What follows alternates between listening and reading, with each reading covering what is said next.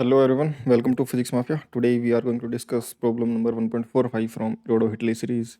इस क्वेश्चन में हमें दे रखा है कि shell acquires the initial velocity v equal to 320 meter per second having made n equal to 2 tons inside the barrel whose length is equal to 2 meter। यानी कि बहुत थोड़ा सा ऐसा लंबा सा स्टेटमेंट है जिसके अंदर बहुत सारी इन्फॉर्मेशन छुपी हुई है। तो इसको थोड़ा ढंग से पढ़ोगे तो क्वेश्चन तुम्हें आसानी समझ में आ जाएगा। यानी कि शेल फायर करा गया, यानी कि गोला फायर करा गया, एक तरीके से एक बुलेट फायर करी गई। जो शेल है वो स्फेरिकल मतलब मान लो, या फिर बुलेट मान लो, कुछ भी मान लो, कोई फर्क नहीं पड़ता। बट क्योंकि जिस तरीके से बोल रखा है कि वो टर्न करता है, 2 रोटेशन कंप्लीट करता है, तो शेल स्फेरिकल शेल मानेंगे तो ज़्यादा सही रहेगा ना। तो स्फेरिकल शेल है, 2 टर्न्स कंप्लीट करता है, यानी कि बंदूक थी, मान लो उसकी जो बैरल होती है आगे की, उस बैरल में जब फायरिंग स्टार्ट हुई तो मान लो यहाँ पर थी वो शेल, और फायरिंग के बाद में जब ये जब यहाँ इसको लीव कर रही है इस बैरल को, तो उस डिस्टेंस में जो बैरल की लेंथ है वो 2 मीटर की लेंथ है ना। मान लो बड़ी गन है, उसमें 2 मीटर लेंथ की ये शेल है, वो तुम्हारी ये जो लेंथ है बैरल की, तो जब वो लीव करता है उस समय उसकी स्पीड 320 मीटर पर सेकंड वो गेन कर लेता है, क्योंकि शेल इनिशियली तो रेस्ट में ही होगी उसके अंदर, गन के अंदर। अब जैसे ही यहाँ पर कंबशन होगा बारूद के अंदर या फिर ब्लास्ट होगा, तो एक तरीके से यहाँ पर एक इम्पल्सिव फोर्स लगेगा, इस पर धक्का लगेगा भयंकर तेजी से, और ये एक्सेलरेट होकर के और लीव करते समय उसको टोटल 320 मीटर पर सेकंड स्पीड गेन हो चुकी है, ऐसा इमें गिवन है। और जब ये ऐसा करा तो साथ में जब एक्सप्लोजन हुआ तो ये घूमना भी स्टार्ट कर चुका है। तो घूमना स्टार्ट कर रहा था, जब ये बाहर निकला उतने टाइम में ये 2 रोटेशन भी कंप्लीट कर ले रहा है। ठीक है, और ये सब काम हो रहा है इस 2 मीटर लेंथ के बैरल के अंदर अंदर, जिसमें इनिशियल स्पीड यू और इनिशियल एंगुलर स्पीड ओमेगा दोनों जीरो थे।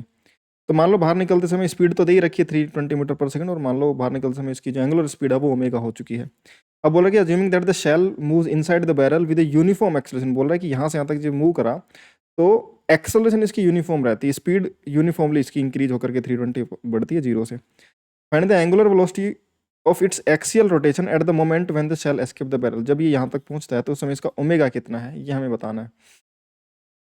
तो ध्यान से सुनो, शेल के पास में जब ये बाहर निकल रहा है किसी भी इंस्टेंट पर, जनरल किसी टाइम टी पर, मान लो इसके पास कुछ वेलोसिटी v है, इसका एक्सेलेरेशन a है, इसका एंगुलर एक्सेलेरेशन अल्फा है, साथ ही साथ इसकी कुछ एंगुलर स्पीड है कुछ ओमेगा डैश। ठीक है, क्योंकि जब फाइनली बाहर निकलता है उसको हमने ओमेगा बोल दिया है।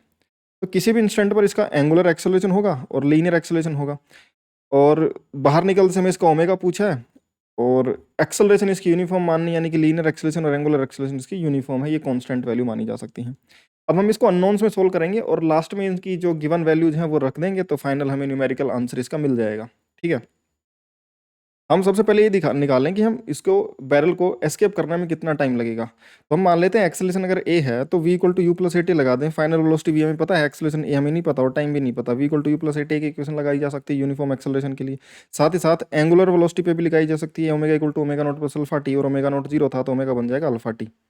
ठीक है, दूसरा हम ये लगा सकते हैं इक्वेशन की भाई डिस्टेंस इसने एल ट्रेवल करी, और एंगुलर जो डिस्प्लेसमेंट आएगा, एंगल रोटेटेड थीटा, वो कितना, एक रोटेशन में 2 पाई एंगल रोटेट करा तो 2 रोटेशन में 2 इंटू 2 पाई, यानी नंबर ऑफ रोटेशन को मान लो n मान लिया, तो n रोटेशन अगर कंप्लीट करता है, सारे अननोन्स में रख लें, तो n इंटू 2 पाई इतना एंगल रोटेट करेगा अगर n रोटेशन कंप्लीट करता है बाहर निकलने से पहले। क्योंकि u 0 था तो जो डिस्प्लेसमेंट की इक्वेशन लगेगी s equal to u t plus half a t square, तो उसके लिए मैं डिस्प्लेसमेंट l को हाफ ए टी स्क्वायर लिख सकता हूँ, और जो एंगुलर डिस्प्लेसमेंट है थीटा उसको omega naught t plus half alpha t square में, ओमेगा नोट 0 था इनिशियल एंगुलर वेलोसिटी, तो हाफ अल्फा टी स्क्वायर लिख सकता हूँ, और जो एंगुलर डिस्प्लेसमेंट है वो n इंटू 2 पाई हो जाएगा, n नंबर ऑफ टर्न है। ठीक है, n को मैं लिख सकता हूँ नंबर ऑफ टर्न, जो कि 2 दे रखा है हमें, तो n की वैल्यू 2 दे रखी है।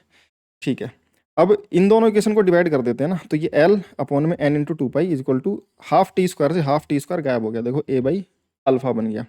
ठीक है, हमें कैलकुलेट क्या करना है, ध्यान से देखो, हमें कैलकुलेट करना है इट्स एंगुलर वेलोसिटी। ठीक है ना, जब ये इस शेल को एस्केप कर रहा होगा उस समय पर इसकी angular velocity of axial rotation कितना होगा। तो हमें ओमेगा कैलकुलेट करना है। ओमेगा के लिए हमें या तो टी की जरूरत पड़े, टी और अल्फा कैलकुलेट करें, या फिर अगर मैं वो इक्वेशन थर्ड इक्वेशन लगाना चाहूँ omega square equal to omega naught square plus 2 alpha theta, तो उसमें थीटा तो हमें पता है, तो अल्फा कैलकुलेट हो तब जा करके ओमेगा निकल के आए, तो उस तरीके से कैलकुलेट करना पड़ेगा।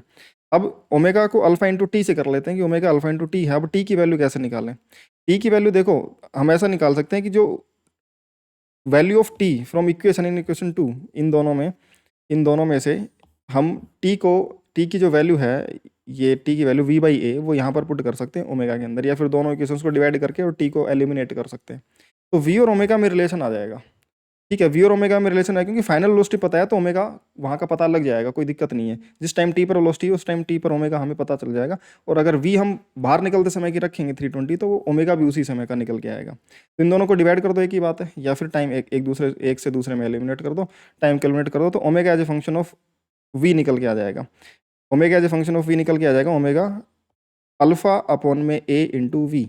समझ में आ गई बात, दोनों को डिवाइड कर देंगे तो इसको देखो omega equal to alpha t और ये बन जाएगा वी और इधर ए टी, टी से टी कट गया और वी को उधर भेज दिया तो ओमेगा क्या बन जाएगा, अल्फा अपॉन में ए इंटू वी। ये रिलेशन बन रहा है, तो वो रिलेशन हमने निकाल लिया, ये ओमेगा अल्फा अपॉन में ए इंटू वी। अब अल्फा अपॉन में ए का दिक्कत है कि अल्फा अपॉन में ए की वैल्यू क्या होगी, तो अल्फा अपॉन में ए की वैल्यू हमने निकाल ली, ये कितनी है, एल अपॉन में एन अपॉन में एल अपॉन में एन इंटू टू पाई, और इसकी वैल्यू यहाँ पर रख देंगे तो वी का रिलेशन आ जाएगा सिंपल, ओमेगा बन जाएगा इसका n into two pi upon में एल, क्योंकि ये ए अपॉन में अल्फा की वैल्यू है तो अल्फा अपॉन में इसका इन्वर्स हो जाएगा, तो n into two pi upon में एल इंटू वी, ये ओमेगा बन जाएगा किसी भी वेलोसिटी वी पर जिस समय उसकी वेलोसिटी वी है और n number of rotation complete हो चुकी है और एल डिस्टेंस वो ट्रेवल कर चुकी है, बोल उसके फॉर्मेट में ओमेगा निकल के आ गया। ये सारी वैल्यूज हमें गिवन थी, तो जो गिवन पैरामीटर्स थे उन्हीं के फॉर्मेट में हमने आंसर निकाल लिया, तो ओमेगा बन गया two pi n v upon में एल। अब टू पाई इनकी वैल्यू रख दी, एन नंबर ऑफ रोटेशन 2 दे रखे हैं, वी फाइनल स्पीड 320 दे रखी है, अपॉन में एल उस समय 2 मीटर डिस्टेंस ट्रेवल कर रखा है, तो उस समय पर एंगुलर वेलोसिटी कितनी होगी वो कैलकुलेट होकर के आ जाएगा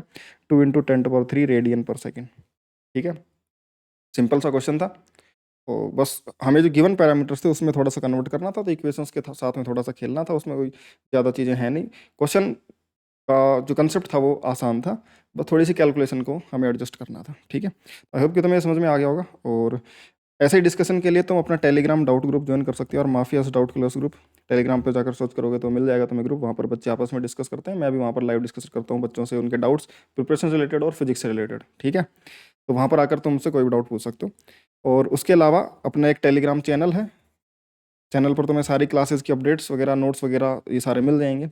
ठीक है, तो वो तुम जा करके विजिट कर सकते हो, और अगर वो सर्च करने पर नहीं मिलते हैं तो डिस्क्रिप्शन में भी तुम्हें इनके लिंक मिल जाएगी, वहाँ से भी तुम ज्वाइन कर सकते हो। ठीक है, तो ठीक है यार, बाकी मिलते हैं नेक्स्ट वीडियो में, तब तक के लिए बाय।